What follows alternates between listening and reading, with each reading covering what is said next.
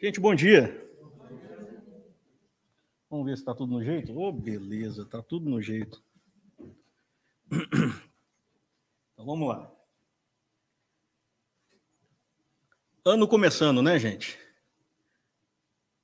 Todo final, início de ano, é sempre muito semelhante para todos nós. Começam, para cada um de nós, aquelas reflexões a respeito do ano que passou e aquelas famosas promessas de início de ano que todos nós fazemos, né? Quantas vezes eu já prometi que ia emagrecer, mas a coisa está ficando difícil, né? Esse ano eu vou fazer exercício, esse ano eu vou comer melhor, esse ano isso, aquilo outro. E todo início de ano, todo final de ciclo, reinício de ciclo, isso se reflete para nós. E a gente está falando aqui não num tom de crítica, porque esses rituais de ciclos são importantes para nós, nos levam à reflexão, nos levam muitas vezes a esse movimento de transformação, e isso é muito salutar. Mas o que me intriga é que muitas vezes a gente simplesmente repete e não sai do lugar. Quantos de nós, muitas vezes, não fica frustrado porque realmente não consegue cumprir com aquela proposta que nós tanto desejamos fazer naquele reinício de ano? Então é sempre assim para muitos de nós. E por isso eu escolhi hoje, estamos ainda em janeiro, essa lição para a gente refletir juntos. Afinal de contas, quando nós nos propomos a fazer essas transformações de início de ano, cai exatamente no título dessa lição de hoje, da proposta que a gente tem para conversar, que é para renovar-nos.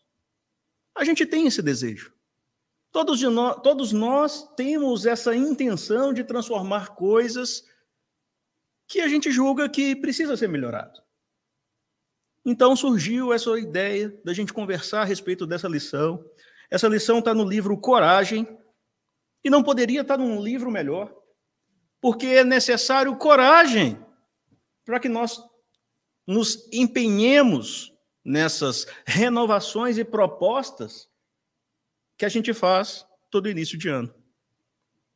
E o livro Coragem, ele é do Francisco Cândido Xavier, ditado por vários espíritos, mas essa lição em específico é do nosso querido André Luiz, que todo mundo conhece, por ser ótimo para puxar nossas orelhas, como eu sempre digo.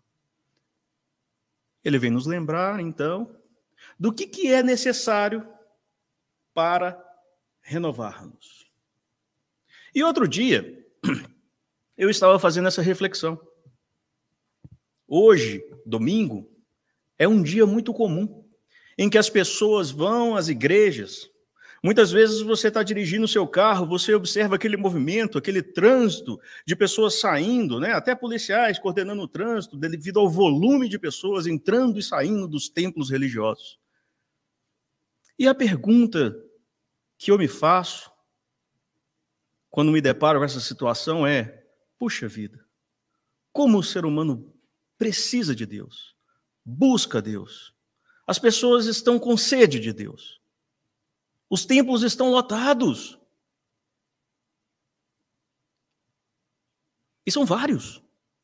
Principalmente aqui, praticamente em cada esquina a gente vê uma igreja, todas cheias, todas com pessoas entrando, saindo. Mas a reflexão que a gente faz: por que a gente não sai desses templos melhores? Por que a humanidade não está melhor, apesar de estarmos buscando e indo sempre ao templo, buscando Deus? Por que as pessoas não saem de lá melhor? Por que o mundo não melhora? Porque todo domingo a gente vem aqui ao centro espírita e muitas vezes continuamos as mesmas pessoas? Que fenômeno intrigante. E divagando sobre isso, e sem crítica a qualquer religião que seja, porque nós também, espíritas, devemos fazer as nossas próprias reflexões. Mas a gente percebe que a maioria das pessoas transfere a responsabilidade da transformação para o outro. Não assume a responsabilidade do seu próprio esforço na tentativa de mudar as coisas. Nós temos uma mentalidade ainda muito infantil em termos de concepção de religião, de Deus. Nosso relacionamento com Deus ainda é na base da troca. Como se a gente tivesse que bater o ponto todos os dias ali, todas as semanas ali na igreja, no templo, na casa espírita, e com isso nós estamos quites com Deus, pelo simples fato de ter ido àquele lugar e marcado presença. Quantos de nós ainda não está preso a rituais primitivos de sacrifício? Hoje a gente olha para trás e acha um absurdo, né? Lá na época de Jesus, os judeus lá matando o bezerrozinho lá, o cordeirozinho, derramando sangue, e a gente fala, meu Deus, que barbaridade, para que isso? Mas a gente continua fazendo as mesmas coisas. Quantos de nós que não viemos do catolicismo, do protestantismo, não conhecemos aquela célebre frase do Cordeiro de Deus que tira o pecado do mundo? Jesus derramou o sangue para me salvar. Então eu estou salvo. Por quê? Porque Jesus morreu por mim.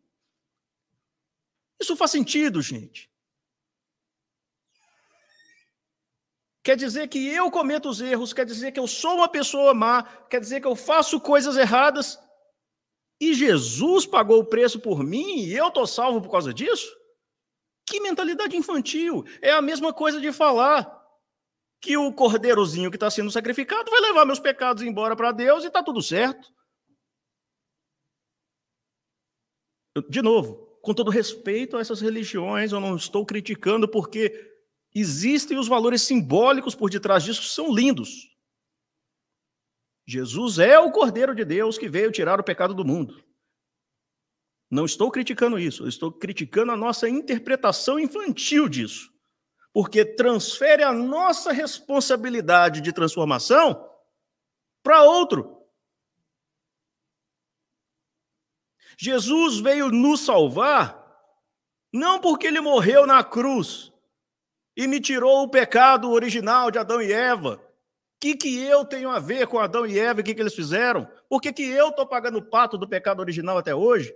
Com todo respeito a quem acredita nessa parábola, né, ao pé da letra.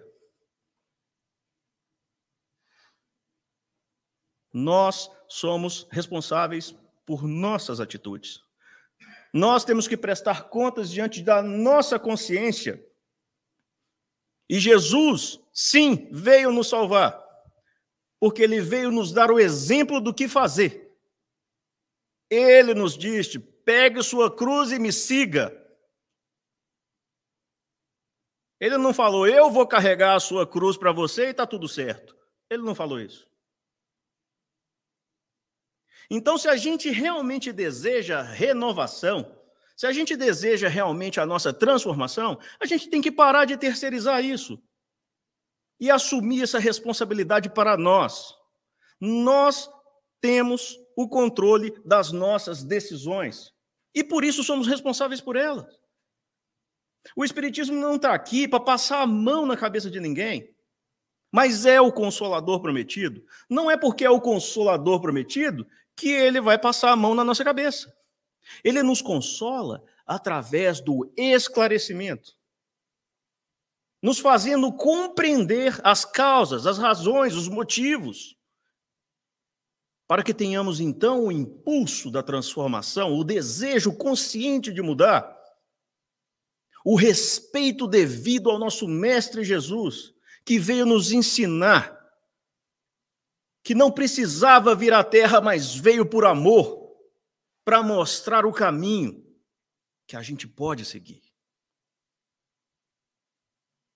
Então, o porquê da gente não sair melhor dos templos religiosos, inclusive nós espíritas, é porque nós acreditamos que a nossa relação com Deus é essa relação infantil, que basta eu vir aqui todo domingo, receber o passe e está tudo certo. É muito mais que isso, gente. Nosso compromisso é perante a nossa própria consciência. Como diz Madre Teresa, no final das contas, é entre você e Deus. E mais ninguém. Então a gente precisa se esforçar. A responsabilidade é nossa. A transformação está nas nossas mãos. E se a gente realmente deseja fazer isso, precisamos ter consciência. Precisamos ter essa consciência. Eu gosto muito quando a espiritualidade participa. E todas as vezes que a gente começa as atividades, faz a prece e faz a leitura do Evangelho, é uma oportunidade que eles têm de de se fazer presente e falar, estamos aqui, né? Vamos conversar sobre esse tema, porque a leitura é aberta aleatoriamente. E abriu-se na passagem que fala, pedir e obtereis. E eu gostaria de comentar a respeito disso, porque é fantástico. Eu não tinha preparado para poder falar sobre isso, mas tem tudo a ver com o que a gente vai falar. Quando a gente tem uma mentalidade ainda infantil em termos de relação com Deus, a gente acredita, nossa, então realmente, pedis e obtereis. Tudo que eu preciso fazer é pedir. E isso a gente é bom de fazer, né? Nas nossas preces é uma pedição. Somos verdadeiros mendigos espirituais.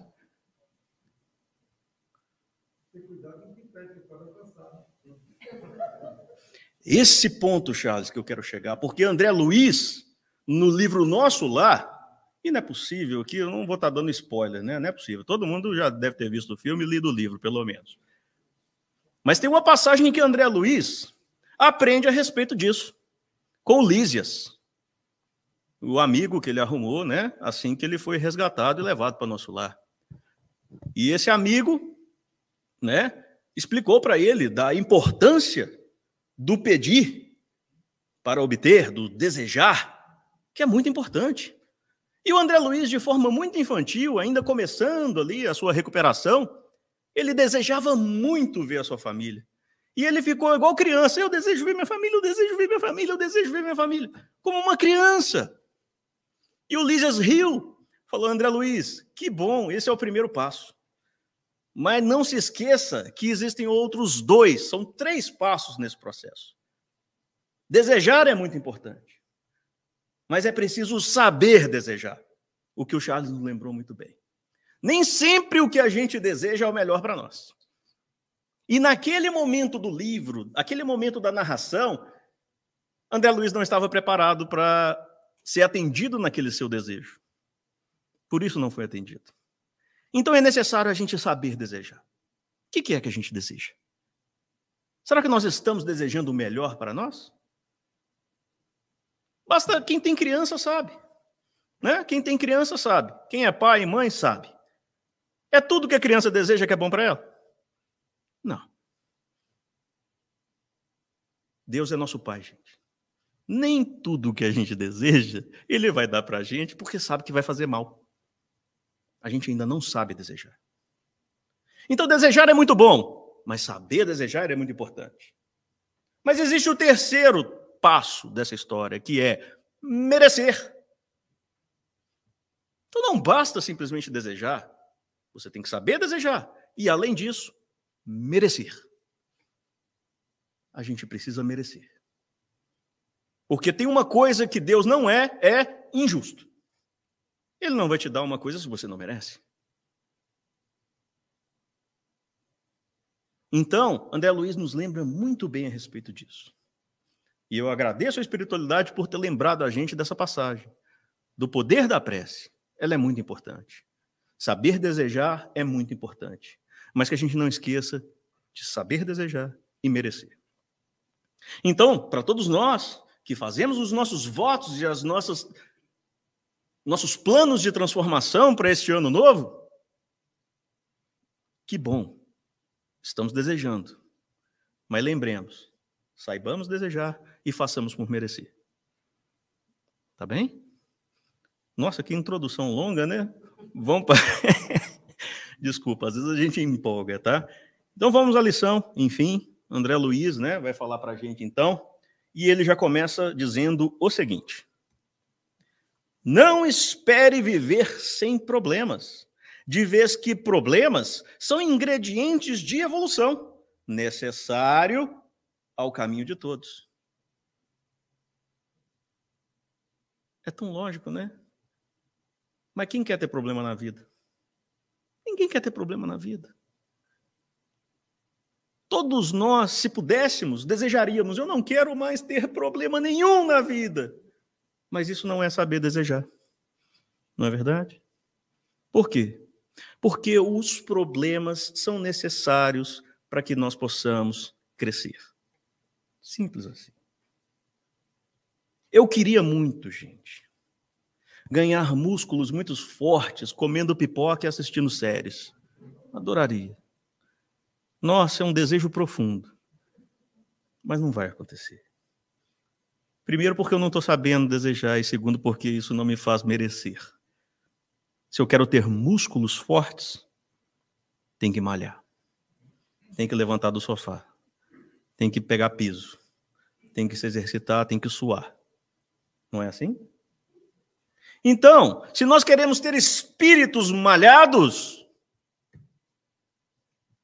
adianta querer não ter problema na vida? A gente tem a falsa ideia de que anjos são seres delicados, frágeis. Não. Os anjos são forjados no calor da dor e sob as marteladas das provações da vida. São seres fortes, que construíram essa fortaleza vencendo as provas e os obstáculos da vida. Então, todas as vezes que o problema bater lá na nossa porta, ao invés da gente desejar que ele desapareça, numa postura infantil, vamos encará-lo, vamos resolver ele e vamos nos esforçar, porque é um ingrediente de evolução que nos está sendo entregue para que possamos superar e, com isso, sair melhor dele. Tudo na vida, gente, se a gente olhar pela perspectiva da psicologia, é ressignificação. Porque existe aquele olhar que te limita e existe aquele olhar que te liberta. A gente precisa encarar os desafios e os problemas da vida como oportunidades de crescimento e não como punição de Deus, como castigo divino, como perseguição, como karma. Aliás, espírita, muitas vezes, equivocadamente, atribui tudo a karma. Como se Deus fosse um bancário terrível que quer cobrar até o último cento do que você deve. Sim, temos as nossas dívidas perante as leis divinas, perante a nossa própria consciência. Mas o que não nos falta é bondade de Deus. Porque se Deus fosse cobrar à vista tudo que a gente deve, ia ser igual aquela parábola. Ia vender eu, minha família, meus filhos, e mesmo assim não ia quitar a dívida. Então é para pensar. Quando os problemas chegarem à nossa porta, vamos abençoar a oportunidade de crescimento que nos chega. Aquilo vai exercitar o nosso espírito. E vamos sair mais fortes a partir do momento que conseguimos resolvê-lo. Quantos problemas você já venceu na vida? Esse que está tendo agora, você acha que é o primeiro? Claro que não. E os outros que você já venceu? Vai ser o último? Claro que também não. Porque estamos progredindo. E se você venceu os outros, por que não vai vencer esse? Então eu falo para todos nós, que todos nós vivemos problemas hoje, não é verdade? Esse vai passar. Você vai vencer. Não aconteceu isso com os outros? E você vai sair melhor dele. Se esforce. Porque Deus não vai dar para você algo que você é incapaz de fazer. Se ele está te apresentando isso, é porque você dá conta. Vamos pensar assim? Todos nós? Não fica melhor pensar assim? Acreditem, fica melhor pensar assim. André Luiz continua e vai falar para a gente. E muitos de nós fazem essa carinha aí, quando André Luiz fala para a gente isso. Ante os próprios erros, não descambe para o desculpismo, e sim, enfrente as consequências deles, a fim de retificar-se como quem aproveita as pedras para construções mais sólidas. Quem não erra? Alguém conhece alguém que não erra? Qual o problema de errar? Por que a gente se bate tanto? Já perceberam que a gente é cruel conosco mesmo? Errar faz parte do processo de crescimento de todos nós. Eu não estou falando para a gente virar psicopata, né, e nunca se sentir culpado pelos erros, não é isso. A culpa faz parte do processo de reparação. O problema é ficar preso nela. O problema é a gente entrar num ciclo de desculpismo sem fim, que muitas vezes reflete a nossa incapacidade de assumir o próprio erro. E aí a gente arruma desculpa. Não é culpa minha, é por causa disso, é por causa do outro. Eu sou assim porque meu pai isso, porque minha mãe aquilo, ou porque minha família isso, é porque eu estava assim, assado, ou aconteceu isso comigo. Desculpismo. A gente precisa pegar a responsabilidade dos nossos erros para a gente. Isso é maturidade. Paulo de Tarso nos dá um grande exemplo disso. Quantos de nós não se emociona quando ele cai lá do cavalo, do camelo, do que quer que seja lá, quando vai lá perseguir, né, os cristãos em Damasco? Ele nos dá um grande exemplo. Porque a partir do momento que Jesus aparece para ele e pergunta para ele, Paulo, o que queres de mim? O que você quer? Né? Por que você me persegue? E ele podia inventar um monte de desculpa. Mas agora eu sei que é você, desculpa, mas você me enganou, você isso, você aquilo. Não. Ele não partiu para isso. Simplesmente, Senhor, o que queres que eu faça? Ok. Estava errado. Agora eu sei que eu estou errado. A partir de agora, o que eu tenho que fazer certo? Então o erro é assim nas nossas vidas. Nós temos a oportunidade de aprender com eles.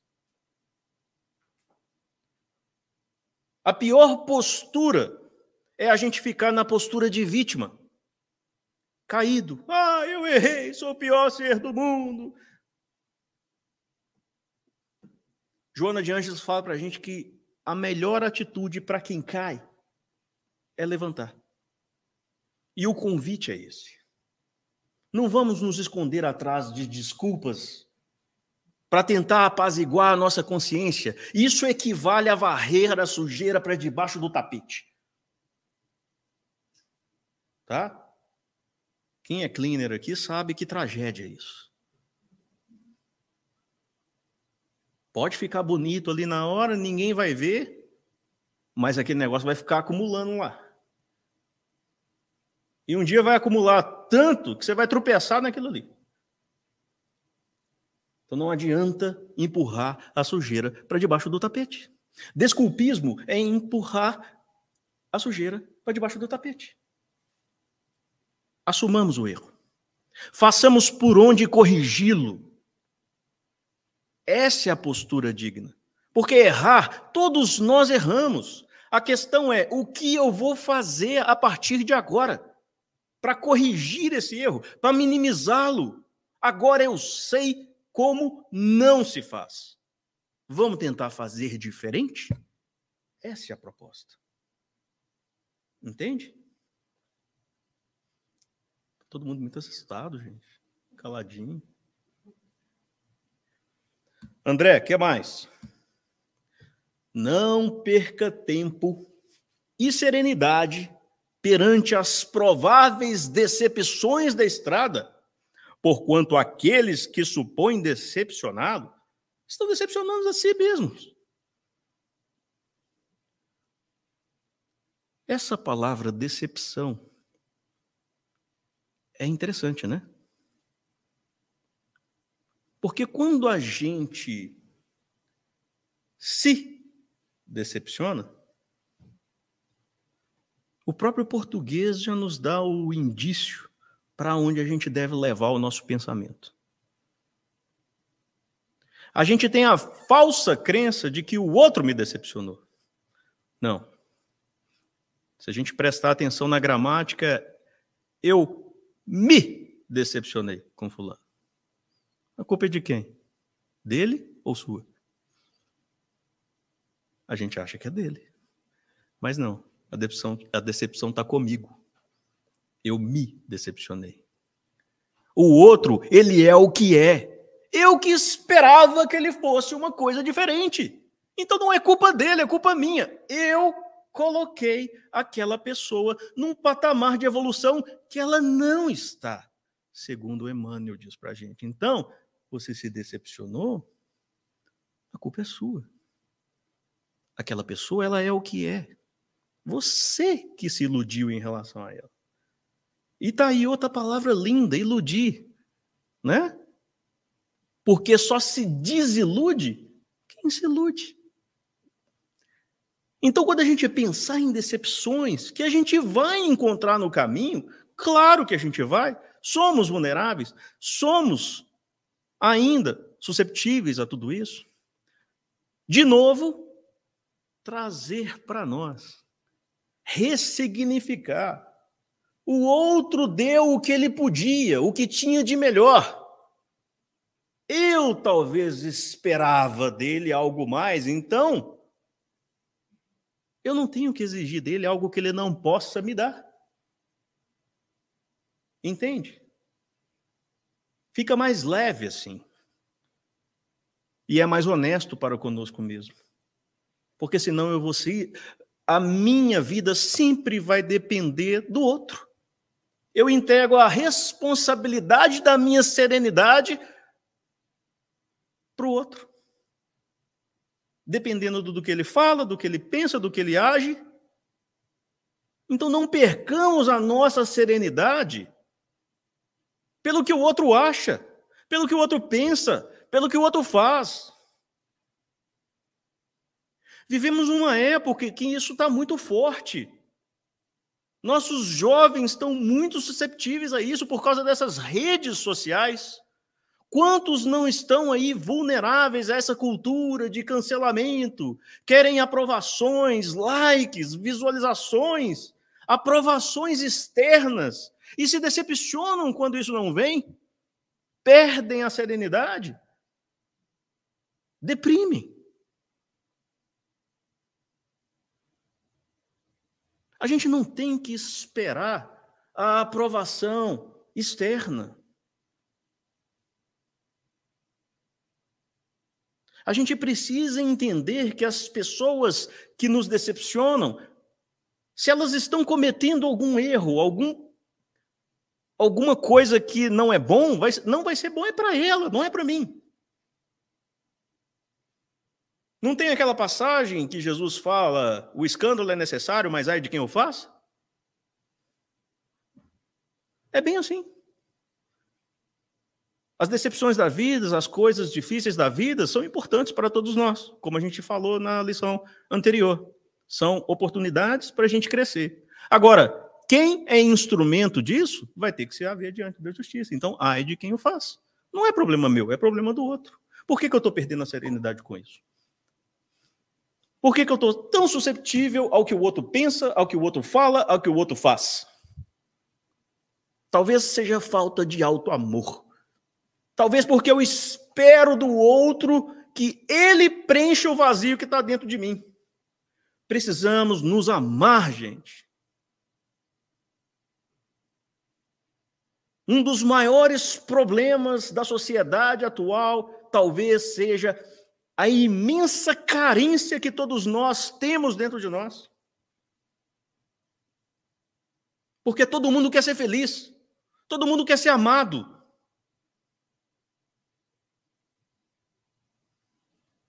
Só que a gente às vezes busca isso no lugar errado. E fica tentando preencher isso com coisas que não vão preencher. Nos excessos de toda ordem.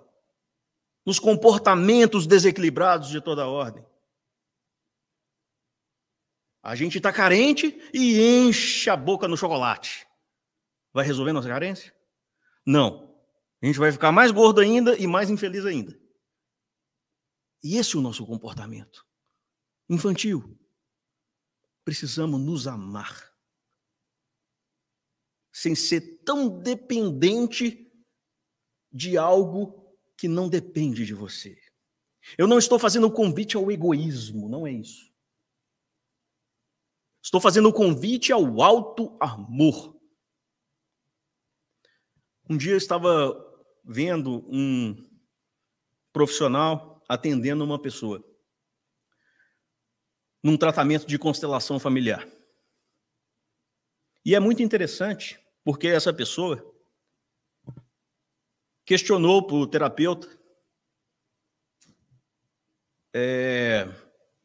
a respeito da sua sensação de tristeza e decepção, porque o namorado decidiu que não iria passar o final de semana com ela e sim com a sua família. E o terapeuta perguntou para ela, mas ele vai passar o final de semana com os pais, é isso? Não. Meu namorado vai passar o final de semana com a esposa e os filhos. O terapeuta olhou para ela e falou assim, mas então, você, quando entrou nesse relacionamento, sabia que ele tinha uma família? Sim, ele não me escondeu, não. Eu sabia que ele era casado e tinha filhos. E o terapeuta falou com ela, então tá tudo certo. Como assim tá tudo certo? Ué, tá tudo certo. Ele foi honesto com você. A postura dele é coerente. O que eu não entendo é a sua postura. Por que você se contenta com o resto que sobra para você? Por que você se contenta com uma relação pela metade? Por que você se coloca nessa situação? É isso que eu não entendo. O que você faz com você? Talvez você merecia um relacionamento por inteiro. Por que você se contenta com esse resto que sobra para você? Então todos nós somos assim. Na nossa infinita carência, muitas vezes a gente vai buscar restos. Por falta de auto-amor. Deus nos ama infinitamente. E se a gente se sentir amado por Ele, o que mais precisamos? Então fica aí a reflexão, para que diante das prováveis decepções da estrada, a gente não perca a serenidade, para que a gente olhe dentro de nós, nos amemos profundamente, nos respeitemos. Ok? Essa é boa. Reflita sempre antes de agir, a fim de que seus atos sejam conscientizados. Parece tão lógico, né? Mas todos nós, a vida inteira, escutamos isso. Pensa antes de agir, pensa antes de falar. A gente devia pensar mais antes de falar, não é? Porque a palavra, depois que ela sai, é como a pedra, depois que ela saiu da sua mão. Você não tem controle mais, não. Mas a gente não reflete antes de agir. A gente está constantemente reagindo diante da vida. E reagir talvez não seja a melhor opção. Temos que agir. Porque quando a gente reage, nós não temos o controle da situação. Quando a gente age, nós pensamos, nós planejamos, nós temos uma estratégia, nós temos o controle daquela situação. Então, o convite de André Luiz, se a gente quer nos renovar, lembrando de novo, porque o título já começa a nos ensinar, temos que fazer tudo isso. Inclusive, refletir antes de agir. Quantos de nós não vivem por impulso? Basta ir no mercado, né? Você passa ali na gôndola de chocolate, de batatinha, e aquela gôndola ali comercialmente já tem um nome: venda por impulso.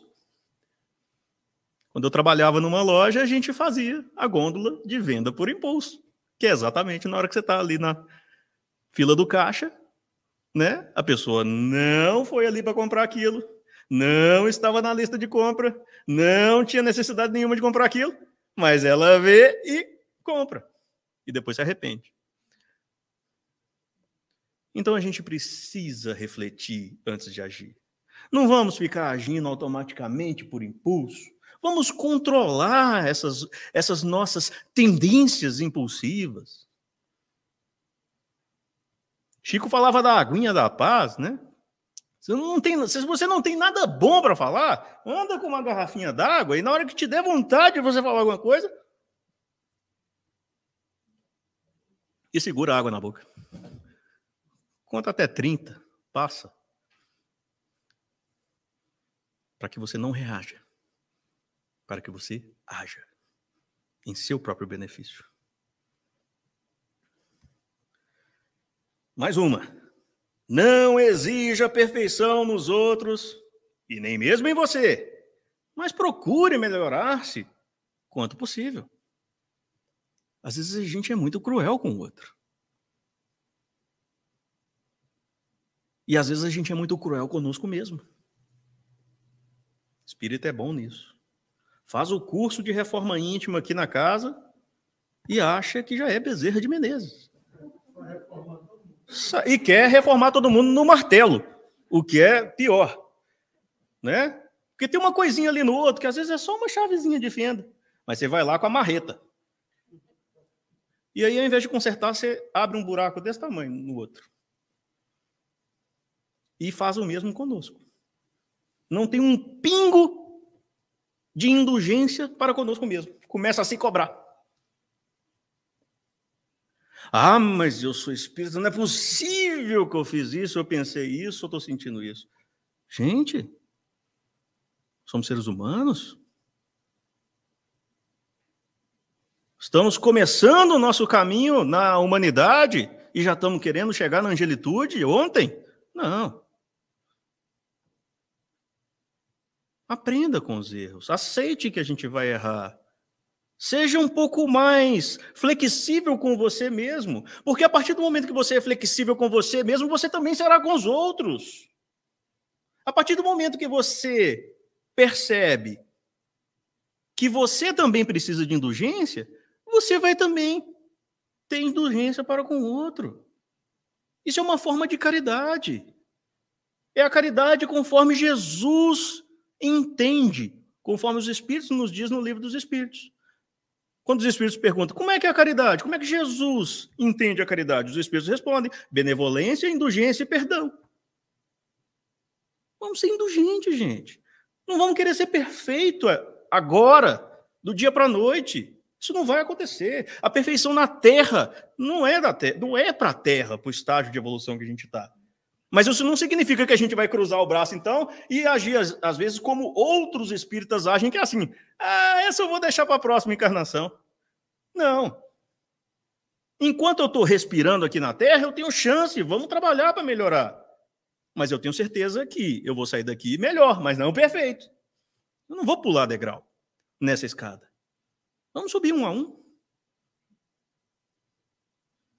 Então a gente precisa não exigir a perfeição, nem de nós, nem dos outros.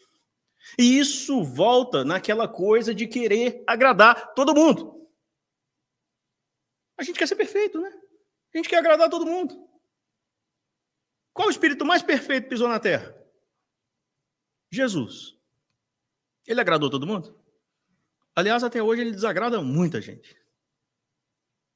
Esse espírito, o mais perfeito que pisou na Terra, não conseguiu. Eu vou conseguir? É para pensar, né? Vamos ser flexível, vamos ser indulgente. Não vamos exigir perfeição nossa nem de ninguém, mas vamos nos esforçar dia a dia para nos transformar, só isso. É isso que é esperado de nós. Eu não estou bravo não, tá, gente? Eu estou assustado porque eu estou achando que vocês estão ficando até com medo. Ah, essa é excelente. André Luiz nos convida a simplifique seus hábitos. Por que a gente é tão complicado, gente? A vida pode ser tão simples. A gente complica. Outro dia eu estava conversando também, né, com a minha esposa, e estava falando, gente, o ser humano é uma incógnita. Você olha a vida de determinadas pessoas e fala, gente, era para essa pessoa não ter problema nenhum na vida. Mas ela arruma. E eu tenho certeza que muitos olham para a nossa vida e falam, era para ele não ter problema nenhum, mas ele arruma. O ser humano é bom para arrumar problema. Acho que é porque a gente precisa, né? Para a gente poder evoluir. Legal, tudo bem. Mas vamos simplificar, a gente arruma problema demais. Será que a gente... Olha, acho que isso é um sintoma quando a gente está ficando velho, né? Eu lembro da época que a gente só tinha aquele... Não era nem guarda-roupa, era um armário. Você não tinha tantas roupas assim. Aí depois surgiram aqueles armários embutidos. Né? Aumentou a quantidade e tal. Hoje em dia você tem que arrumar um quarto inteiro, que chama closet, para guardar aquilo tudo. E aí depois não sabe o que faz com tanta roupa. Porque tem que dar, tem que goodwill, que tem que doar, não sei o quê. Problema. Para que você arrumou tanto problema? Para que acumular tanta coisa? Ah, não, mas isso aqui eu estou guardando quando eu emagrecer. Goodwill. Goodwill, meu filho. Goodwill, porque esquece. Esquece. E eu já peguei minhas roupas, tudo que eu falei, esse aqui quando eu emagrecer... vai ficar para a próxima. Essa vai ficar para a próxima. Não dá. Nossas garagens, gente. Aqui nos Estados Unidos tem esse fenômeno, né? A garagem não é para colocar carro. Aí, na hora que abre aquela garagem, lá aquele entulho de caixas e coisas e bagulhos, e aí de tempo em tempo tem que fazer garagens. Será que a gente precisa disso tudo, meu Deus? Vamos simplificar a vida. Simplificar os nossos hábitos. A gente não precisa desse monte de sapato, não, gente. Você só tem 2 pés. Eu lembro de um amigo que veio da Rússia, na época que era a União Soviética. E na época da União Soviética não tinha muita opção, né? Então, quando ele ia comprar lá o sapato dele, só tinha 2 cores. Ou era marrom, ou era preto. E depois, quando ele veio aqui para os Estados Unidos, ele sofria para comprar sapato. Porque ele estava acostumado a escolher marrom ou preto. E agora aqui tem de todas as cores. Então, ele sofria para poder escolher, porque tinha muita escolha. Vamos simplificar a nossa vida, gente. É terrível, você não sabe, você fica lá assim, aquela enxurrada de coisas, você não consegue escolher. Você abre o Netflix, é aquele monte. Aí tem Disney Plus, aí tem não sei o quê, todos os streamings da vida. Aí você desliga a televisão e vai dormir. Porque você não sabe o que você vai assistir, tanta coisa. É, exatamente. Ou, quando era assim uma situação especial, você ia lá na locadora, alugava a fita, e não podia esquecer de rebobinar, hein? Tem que explicar isso aí para quem é mais jovem e está assistindo, né? Porque eles não tem nem ideia do que é isso. É com a caneta Bic, aí é danado. Simplificar a vida, gente. A felicidade está nas pequenas coisas. Muitas vezes a gente fica esperando eventos extraordinários, aquela festa imensa, aquela viagem especial. Gente, às vezes as coisas mais simples é aquilo que te preenche. Aquele momento em família, aquela brincadeira com seu filho, aquela conversa gostosa com os amigos. A gente não precisa de grandes coisas, não. Vamos manter simples. Vamos manter simples, que é melhor. Experimente humildade e silêncio toda vez que a violência ou a irritação apareçam em sua área. Isso é difícil, né? Porque a violência e a irritação pulula aí no mundo. Basta a gente dirigir no tráfego hoje em dia, né? Como o trânsito hoje está violento, agressivo, né? E é legal isso aí, porque é o seguinte, olha como é que essa lição funciona até para o trânsito. Quando aquele cara desesperado atrás do você começa a buzinar e tal, qual que é a nossa tendência, né? É abrir a janela, é mostrar dedo, é xingar a quinta geração e tudo mais, né? E isso vira uma bola de neve. Quantos problemas a gente tem aí de perseguição e briga no trânsito por causa disso? Vocês já experimentaram simplesmente levantar a mão em silêncio e desculpa? O cara que te buzinou, depois você olha para a cara dele, ele fica tão desconcertado que ele vai tentar acelerar e ir embora. Porque ele não sabe o que ele faz. Porque ele estava querendo brigar. Quando você se cala, é humilde e pede desculpa, ele fica sem saber o que fazer. Ele queria brigar. Aí você não quer? Você desarma ele. Ele fica sem saber o que fazer. Sabe? Aí para do seu lado e te olha com cara feia, você abaixa o brilho e fala, desculpa. Ele não sabe o que vai fazer. Entende? Então, diante da irritação, da violência, a melhor postura é a gente ser humilde. Silenciar. Não vamos botar lenha na fogueira. Para quê? Jogar gasolina na fogueira é pior. Não vai apagar. Né? Ah, essa é boa, hein? Comunique os seus obstáculos apenas aos corações amigos, que se mostrem capazes de auxiliar em seu benefício com discrição e bondade. Às vezes a gente fala demais. Às vezes a gente tem esse mau hábito. Não são todos os corações que estão preparados para receber, né, os tesouros que a gente tem para compartilhar. E a gente precisa entender isso. Eu vejo muita gente triste, magoada, às vezes falando assim, eu não entendo por que fulano falou isso para mim quando eu contei isso para ele. Uai, se você não quisesse ouvir o que ele falou, você não contava em primeiro lugar, né? Então, a gente precisa entender que certas coisas da nossa intimidade, obrigado, Jean, a gente precisa confiar apenas a corações amigos. E hoje em dia a gente tem a péssima mania de expor as nossas intimidades, a nossa vida para o mundo inteiro nas redes sociais. E cria embaraços de todas as ordens por causa disso. Então é para pensar, né? Vamos comunicar as nossas intimidades apenas aos corações amigos. É a melhor postura.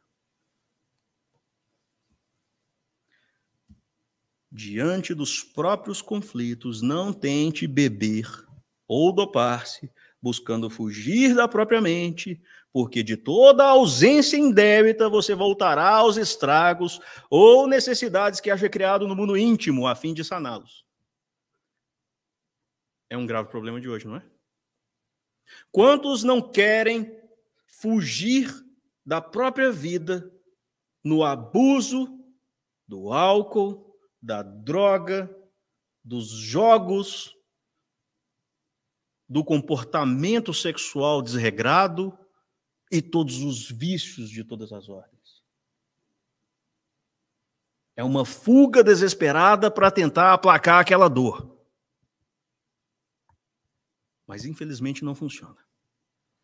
E não raro, enquanto você se dopa, se ilude, adormece a sua consciência, o problema cresce.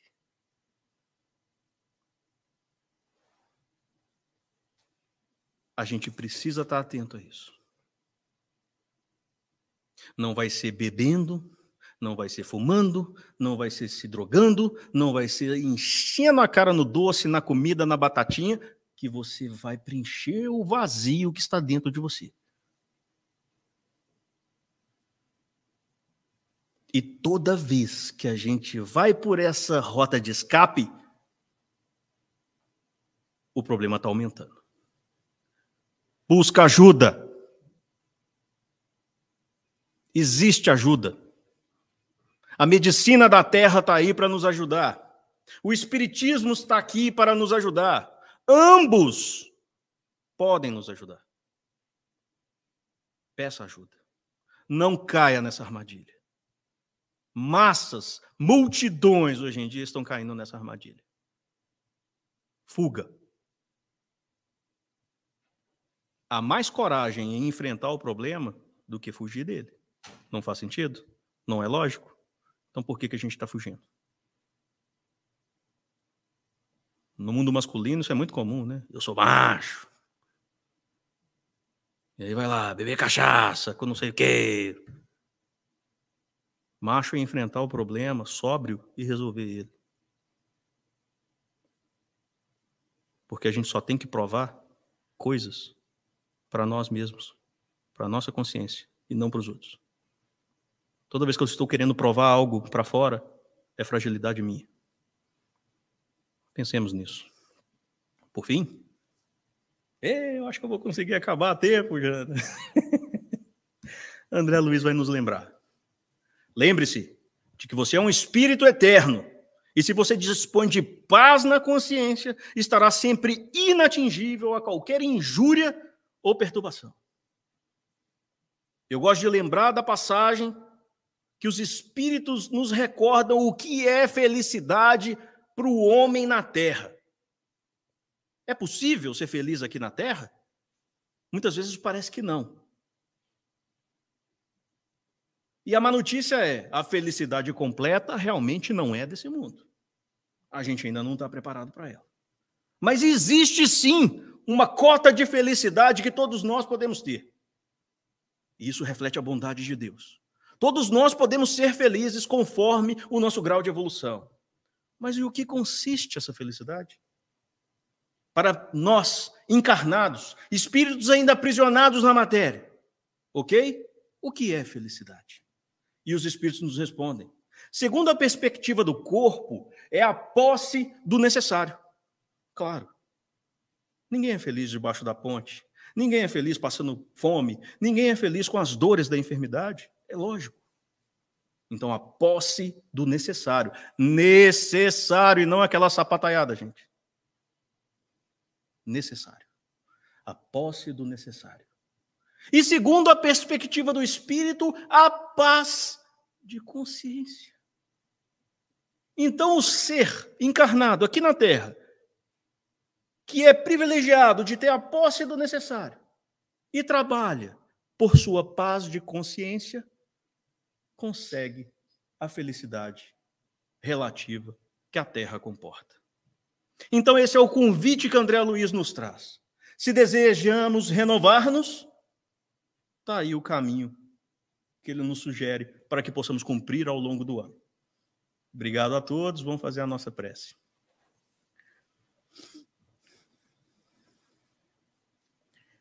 Então, agradecendo a Deus, nosso Pai, ao nosso Mestre Jesus e aos irmãos da espiritualidade amiga, sempre presentes em nossas vidas. Agradecemos, Senhor, pelas bênçãos e pelas oportunidades infinitas que o Senhor nos dá. Por essa oportunidade bendita de ter o Espiritismo, essa luz maravilhosa a guiar os nossos passos neste mundo de provas e expiações. Encha os nossos corações, Pai, de bom ânimo e esperança. Agora que temos um pouco mais de ferramentas para superar os obstáculos, que continuemos a caminhada, Pai, vencendo cada dia, ao menos um passo, rumo à perfeição que o Senhor nos destinou. Ampare-nos em nossas fragilidades e nos inspire para seguir em frente. E que o Senhor abençoe cada um de nós naquilo que viemos buscar, que é a paz, a serenidade de consciência e a força para a renovação de cada dia. Proteja cada um de nós e que assim seja.